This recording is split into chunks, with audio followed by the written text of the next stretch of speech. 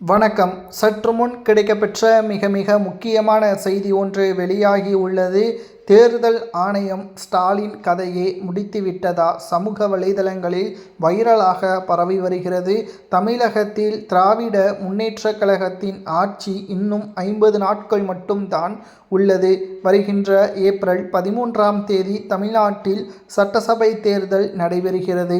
தற்பொழுது ஸ்டாலின் அவர்கள் எந்த ஒரு புதிய அறிவிப்புகளையும் வெளியிடக்கூடாது. காவல்துறையின் கட்டுப்பாடு ஸ்டாலின் அவர்களிடம் இருந்து பறிக்கப்பட்டு விட்டது. முழுமையாக இந்திய தேர்தல் ஆணையத்தின் கட்டுப்பாட்டிற்கு வந்துவிடும். தமிழகத்தில் எந்த ஒரு தொகுதிக்கு ஸ்டாலின் அவர்கள் சென்றாலும் குறிப்பிட்ட அளவு பணத்தை தான் எடுத்து செல்ல வேண்டும். தேவைக்கு அதிகமாக பணங்களை எடுத்து சென்றால் உடனடியாக கைது நடவடிக்கையும் மேற்கொள்ளப்படலாம். குறிப்பாக திமுக போட்டியிடக்கூடிய தொகுதிகள், கூட்டணி கட்சிகள் போட்டியிடக்கூடிய தொகுதிகள், பணப்பட்டுவாடாவில் ஈடுபடுகின்ற நிர்வாகிகள், வேட்பாளர்கள் அனைவரையும் ஆதாரங்களுடன் கைப்பற்றப்பட்டால் நிச்சயம் அவர்களுக்கான தண்டனை அந்த இடத்திலேயே வழங்கப்படும். தேர்தலில் போட்டியிடுவதற்கு அந்த தொகுதியில் எந்த கட்சியின் வேட்பாளர் பணத்தை கொடுத்தாரோ அந்த கட்சி அந்த தொகுதியில் போட்டியிடுவதற்கு முழுமையான தடை விதிக்கப்படும் என்ற புதிய தகவல்களும் தற்பொழுது கிடைக்கப்பெற்றுள்ளது.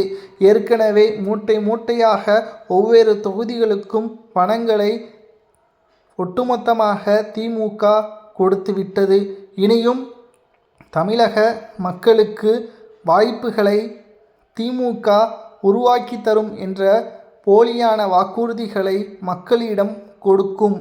ஆனால் இந்த முறை மக்கள் தெளிவாக திமுக வேண்டாம், திமுக எவ்வளவுதான் பணத்தை கொடுத்தாலும் அதை நாங்கள் பெற்றுக்கொள்வோமே தவிர மீண்டும் திமுகவிற்கு ஆதரவாக ஓட்டுக்களை செலுத்த மாட்டோம் என்பதை உறுதியாக திராவிட முன்னேற்றக் கழகம் இருப்பதை நம்மால் பார்க்க முடிகிறது.